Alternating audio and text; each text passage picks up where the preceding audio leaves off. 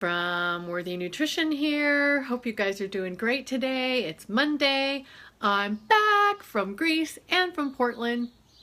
I got back from Greece last Tuesday, had a couple of days, and then flew off to Portland for a nutritional conference.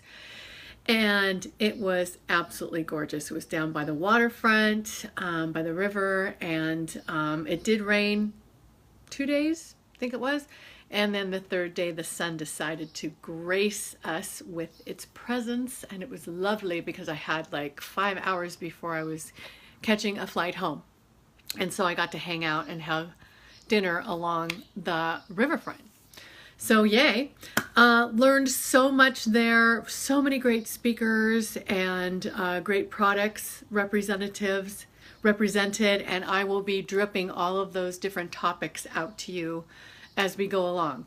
Today, I am going to talk about demystifying hemp, because I've had so many people come up to me and say, you know, after I've mentioned in conversation that I drink hemp milk, and they're like, doesn't that make you high? It's like, no. So hemp is definitely from the cannabis plant, but it has a much lower concentration of the THC, which is the psychoactive part of cannabis, and it's much higher in this of the CBD, the cannabidiol, which actually lowers the psychoactive part of the plant, and both are very helpful in a good balance. But so yeah, hemp has to have lower than 0.3% of the THC. And so it does not get you high, and it's very, very good for you. However, I want to go over a little bit of the history of hemp because I think it's fascinating. It was mentioned as early as 8000 BC.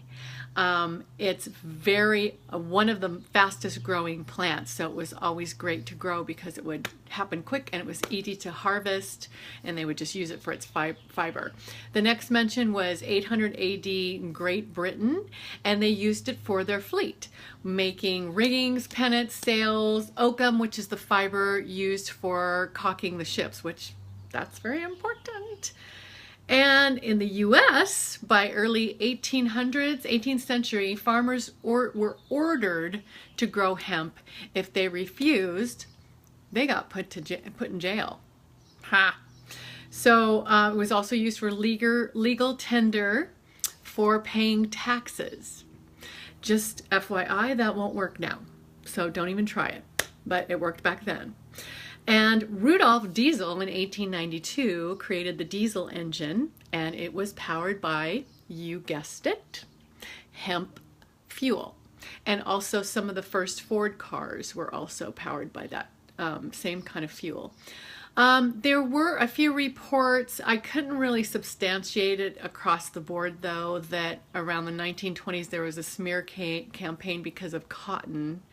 I don't think that's why. I think it was more because of the marijuana aspect, but I didn't really look into that because I just wanted to go onward in the history. So now, up to date, France, believe it or not, is the leading producer of hemp, the hemp plant. They produce 70% of all of the world's hemp. And hemp is used for so many things. The list is exhaustive, so here's some of them. Building materials. They were used for ropes, sails, all sorts of stuff for ships. Now, mixed with fiberglass, flax, and one other property, I can't remember the name of it, it is now made into a composite panel for car doors. Huh? Who knew? It's made into paper, rags, jewelry, animal bedding like the shavings, insulation, carpet, paneling, paint, detergent, body care products, I've seen those, supplements, yes, salad dressing, you can use the hemp oil, beer, I know somebody's mentioned to me that they have hemp beer, certain feeds, flour, hemp flour, non-dairy milk, which is great tasting, it tastes just like almond milk, pretty much very similar, and baking additives, water and soil purification, that is very cool, and it's great for weed control. So it gets those farmers their organic certification, so they don't have to use a ton of sprays, but they can use hemp instead. It's also a biofuel for lamps, and at one point it was for cars.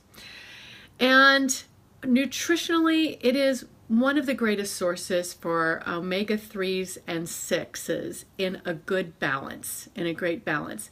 And it's a great source of gamma-linolenic acid, and that is a very anti-inflammatory fatty acid. It's also great for helping with PMS and menopause symptoms. So keep that in your hat.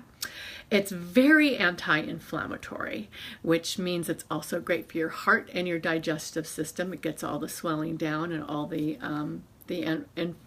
inflammation out of there. It's very high in fiber, so of course it's going to be great for your digestion and for your heart, right? Because we know what fiber does. And it's very easy to digest, and that is a great quality to have. It's a complete protein, so those of you who are vegetarians and vegans, this is one of your great vegetable protein sources because it's so healthy. And it's also, the oil is also helpful for many skin problems like autoimmune eczema and psoriasis and things like that, because of how it works synergistically, not just topically. All right, so there you have hemp. If you have any questions, let me know. Just put them below this and I will answer them. If you have any comments, I'd love to hear from you. And if you have any other uses for hemp or any other comments, that would be great. So, and visit me at worthynutrition.com. I've got a detox coming up that's beautiful for your lovely, lovely liver, who can always use help detoxing. We just tax our liver so much. I learned so much about how many things are caused by environmental toxins, you know, plastics, and of course the air we breathe and other things. It's just everywhere. So it's a really great idea to just try and lower our exposure to those different things. And of course I'll be talking about that in the future.